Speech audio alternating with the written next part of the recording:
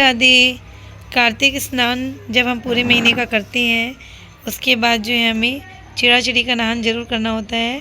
इसके किए बिना हमें पूरा फल नहीं मिलता है, इसीलिए आज मैं चिड़ा चिड़ी का पूजन कर रही हूँ। देखिए हमारी पथवारी माता मैंने डाल रखी थी, ये है। और हमारी तुलसी जी की बिरले के आगे हम यहाँ पे ये ऐसे आटे का घर बनाते हैं और इसमें आटे की ही चिड़िया चिड़िया बना के चिड़े को सफ़ेद कपड़ा और चिड़िया को लाल कपड़ा ढक के बैठा देते हैं। उसके बाद इसमें हम अपना पूजन करते हैं चिड़ा चिड़ी का। अब हम इसका पंचोपचार पूजन किया है हमने, वस्त्र वगैरह चढ़ाया है, पुष्प धूप रोली चावल नाल, इन सब चीज़ों से हम पूजा कर लेते हैं। सिंदूर लगा लेते हैं, अबीर गुलाल लगा लेते हैं, सब चीज़ों से पूजन कर लेते हैं। देखिए हम खील और बताशे का भी भोग रखते हैं। और अब हम चिड़ा चिड़ी को खिचड़ी का भोग रखेंगे। तो ये कि चिड़िया की खिचड़ी और एक ये चिड़े की खिचड़ी, ये खिचड़ी का भोग हम अर्पण करते हैं। देखिए बाजरा की खिचड़ी मैंने बनाई है, उसमें चावल और दाल भी मिलाया है और इस प्रकार में खिचड़ी बना के इन दोनों को खिचड़ी का भोग अर्पण करते हैं। देखिए हम अचार भी रखते हैं खिचड़ी के ऊपर और खिचड़ी का और अचार का भोग लगाते हैं। तो हमें ये वाला पूजन ज़रूर करना चाहिए, नहीं तो हमारे कार्तिक का पूरा फल हमको नहीं मिलता है। तो इसमें कुछ ज़्यादा सामग्री नहीं है, इसमें हमने आटा लिया है, आटे से देखिए हमने घर बना लिए थे, आपको पहले दिखाया मैंने। और देखिए अब इसके बाद हम बस खील बताशे का भोग खिचड़ी का भोग रखते हैं।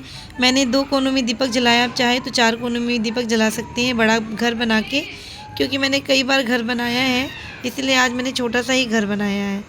तो एक बार मैं गंगा जी पे गई थी तो वहाँ पे मैंने बनाया था, फिर बैकुंठ चतुर्दशी को बनाया, इसलिए आज छोटा सा घर बनाया है।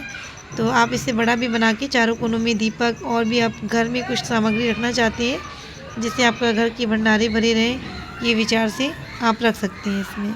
इसके बाद हम चिड़ा और चिड़ी की कहानी सुनते हैं। देखिए अब हम चिड़ा चिड़ी की कहानी सुनते हैं। अब हम चिड़ा चिड़ी की कहानी सुनते हैं। तो चिड़ा चिड़ी की कहानी इस प्रकार से है।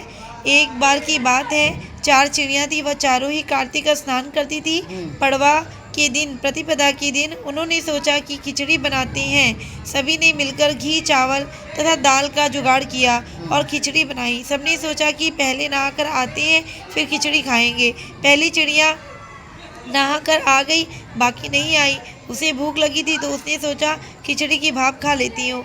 दूसरी चिड़िया आई तो उसे भूख लगी थी, उसने खिचड़ी का पानी पी लिया। तीसरी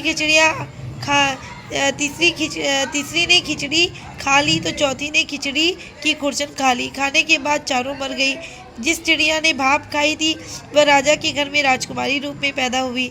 जिस चिड़िया ने खिचड़ी का पानी पिया था वह कुम्हार के घर पैदा हुई। जिसने खिचड़ी खाई वह ब्राह्मण के घर जन्म लेती है और जिसने खुरचन खाई थी वह हथनी के रूप में जन्म लेती है। कुम्हार की लड़की राजा के यहाँ दासी बन गई, ब्राह्मण की लड़की राजकुमारी की सहेली बनी, हथनी भी राजा के यहाँ आ गई। राजकुमारी बनी चिड़िया को पिछले जन्म की कुछ बातें याद थी। राजकुमारी का विवाह हुआ तो उसने राजा से कहा कि मैं अपने साथ इस दासी और अपनी सहेली को भी ससुराल लेकर जाऊंगी। तो राजा ने कहा ठीक है, ले जाना। राजकुमारी फिर भी रही गई तो राजा ने पूछा कि तब उसने कहा कि मेरे साथ इस हथनी को भी भेज दो, लेकिन हथनी जाने को उठी नहीं। तब राजकुमारी उसके कान में पिछले जन्म की सारी बातें कह देती है, जिसे सुनकर हथनी उठ जाती है। राजा यह सब देख रहा था। उसने तलवार निकालकर राजकुमारी से पूछा कि तू सच बता कौन है, नहीं तो मैं तेरा सिर काट दूंगा। राजकुमारी ने राजा को सभी बातें सच बता दी। पिछले जन्म की सभी बातें सुनकर राजा बोला कि यदि कार्तिक स्नान का इतना महत्व है तो हम भी जोड़े से कार्तिक में नहाकर दान पुण्य करेंगे। इस प्रकार से हमारी चिड़ा चिड़ी की कहानी पूर्ण होती है। जय हो चिड़ा चिड़ी की जय हो। देखिए अब हमारी चिड़ा चिड़ी को हम दक्षिणा भी चढ़ा देते हैं, कहानी सुन लेते हैं। उसके बाद मैं ये बताऊंगी इसका विसर्जन कैसे करना है। इनका विसर्जन देखिए यहाँ कई तरीके से होता है। आप चाहें तो उसको पीपल में रख के आ सकते हैं और आप चाहें तो इसको अपनी घर की छत पे भी रख सकते हैं। इसमें छिलका हुआ कोई भी इनको ले जाएगा।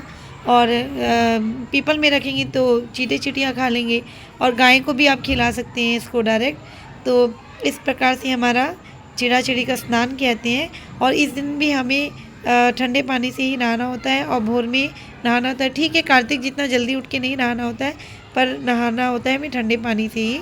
सूर्योदय के पहले नहा ले तो ज़्यादा अच्छा है। और इस प्रकार से इसमें ज़्यादा कुछ सामान नहीं लगता है, और इसी प्रकार से हमारा ये पूजन संपन्न हो जाता है। इसको करने पे हमें कार्तिक का पूर्ण फल मिलता है। तो मेरी प्यारी सखियों बहनों, आप जिसने भी जो भी कार्तिक नहाया है, ये वाला स्नान जरूर करिए और कार्तिक का पूर्ण फल लीजिए। अब अपने ठाकुर जी को भोग लगाइए खिचड़ी का, घी का, तेल का, और इस प्रकार हमारा ये पूजन पूर्ण हुआ। राधे राधे।